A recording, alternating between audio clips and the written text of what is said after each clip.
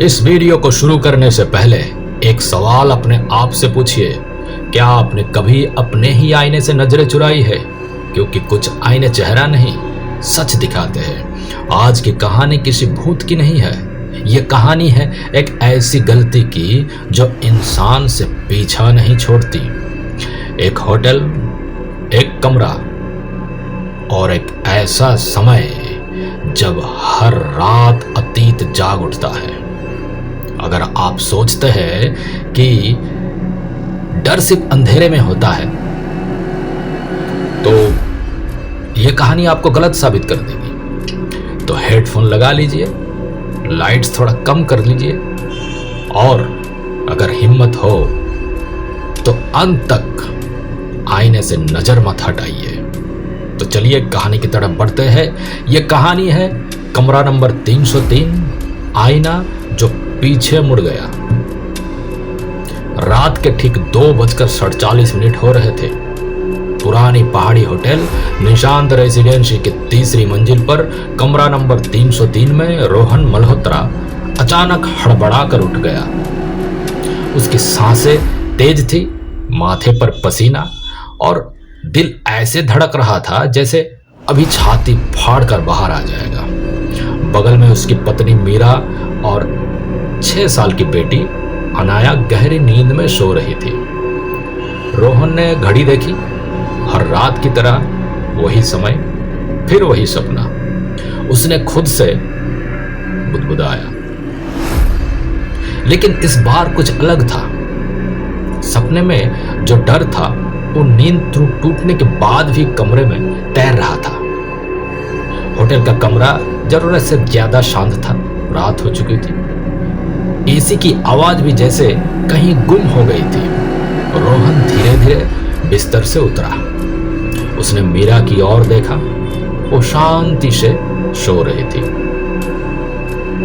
अनाया का छोटा सा हाथ उसकी मां की उंगलियों में फंसा हुआ था। रोहन का दिल ये देखकर भारी हो गया। यह होटल उन्होंने जानबूझकर चुना था, शहर से दूर, नेटवर्क से बाहर, मन को शांति देने वाला होटल। लेकिन रोहन के लिए ये जगह शांति नहीं बल्कि सजा बन चुकी थी। जैसे ही वो कमरे से बाहर निकला, कॉरिडोर की लाइट छपकने लगी। दीवारों पर लगे पुराने पेंटिंग्स, हर एक में किसी न किसी ने पीठ घुमाई हुई थी। चेहरे किसी के नहीं दिखते थे। रोहन को याद आया, यही पेंटिंग उसने पहली रात भी देखी थी और तभी से सपने शुरू हुए थे। तभी पीछे से आवाज आई, रोहन तुम अब भी भाग रहे हो? वो ठिठक गया। पीछे मुड़ा तो एक औरत खड़ी थी। काले कपड़े, बिखरे बाल, आंखों में अजीब सी चमक। उसका नाम था शाया। शाया रोहन का अतीत थी। एक गलती, एक झूठ, एक अधूरा वादा।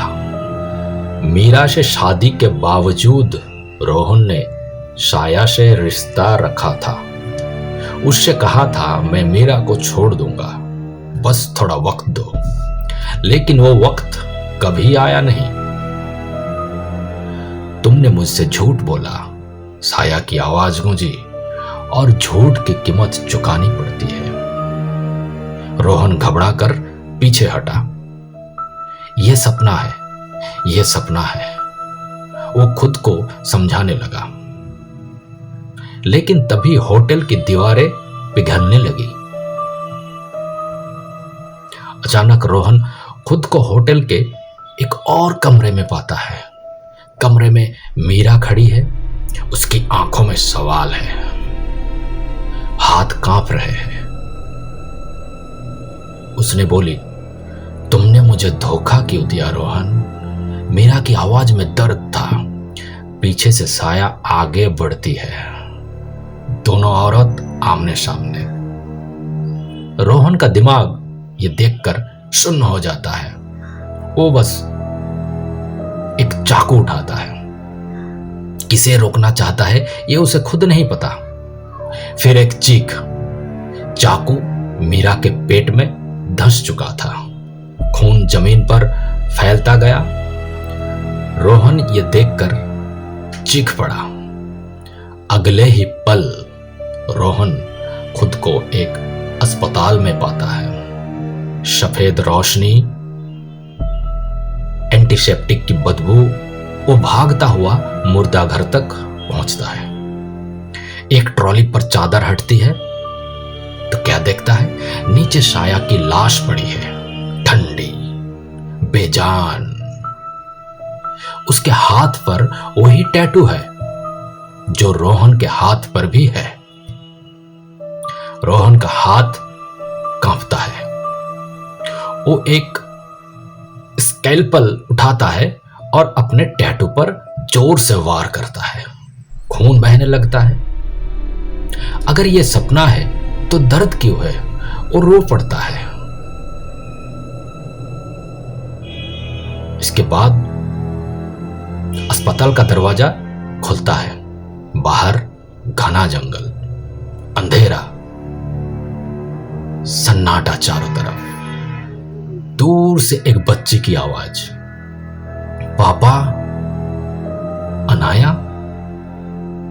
रोहन दौड़ पड़ता है। पेड़ों के बीच रास्ते घूमते जाते हैं। हर दिशा एक जैसी लगने लगती है, जैसे कोई बाहर जाने ही नहीं देना चाहता। अचानक क्या होता है, रोहन की आंख खुलती है तो वो फिर से कमरा नंबर 303 में है। वो देखता है घड़ी में समय 3:01 रात की। मीरा और अनाया उसके बगल में सो रही है, जैसे कुछ हुआ ही नहीं। रोहन का शरीर कांप रहा है। वो धीरे धीरे बाथरूम की ओर जाता है। आईने के सामने खड़ा होता है। आईने में उसका प्रतिबिंब मुस्कुरा रहा है, लेकिन रोहन नहीं मुस्कुरा रहा। प्रतिबिंब धीरे धीरे पीठ घुमा लेता है, ठीक वैसा ही जैसा होटल की पेंटिंग में था। रोहन की आंख से एक आंसू गिरता है। आईने में मौजूद आकृति फुसफुसाती है, कुछ गलतियां छोड़ी नहीं जाती। रोहन, उन्हें बस दोहराया जाता है। लाइट बुझ जाती है और कमरा नंबर 303 फिर से इंतजार करने लगता है। कहानी का समाप्ति यहीं पे। लेकिन जाइए मत, जरा रुकिए और इस कहानी को डर से नहीं, अर्थ से समझिए। कमरा नंबर 303, आईना जो पीछे मुड़ गया, यह सिर्फ भूत प्रेत की कहानी नहीं था। यह कहानी थी अपराध बोध, धोखे और इंसान के अपने मन के अंधेरे की। तो क्या वो होटल असली था? नहीं, होटल एक प्रतीक है, एक सिंबल है। यह रोहन का दिमाग है। कमरा नंबर 303 दरअसल वो जगह है जहां रोहन अपनी जिंदगी की सबसे बड़ी गलती से भाग रहा है। हर रात एक ही समय पर जागना बताता है कि उसका जमीर उसे सोने नहीं देता। तो साया कौन थी? साया कोई साधारण भूत नहीं थी। वो थी रोहन का झूठ, उसका अधूरा वादा और वो सच्चाई जिसे उसने दबा दिया था। इसलिए वो हर बार सामने आती है, क्योंकि झूठ को दबाया जा सकता है, मिटाया नहीं। मीरा को चाकू क्यों लगा? यह सीन बहुत अहम है। असल में रोहन ने जानबूझकर मीरा को नहीं मारा, लेकिन उसके धोखे ने उसके शादी, भरोसा और रिश्ते को जख्मी कर दिया। चाकू यहां हिंसा नहीं, गलती का प्रतीक है। अस्पताल और मुर्दाघर का तब मतलब, अस्पताल यानी सच्चाई से सामना, और मुर्दाघर वो रिश्ते जो रोहन की गलती से मर चुके हैं। साया की लाश दिखाती है कि जिसे वो छोड़ आया था। वो कहानी खत्म हो चुकी है, लेकिन उसका असर अभी जिंदा है। टैटू पर खुद को काटना क्यों? टैटू उसकी पहचान है।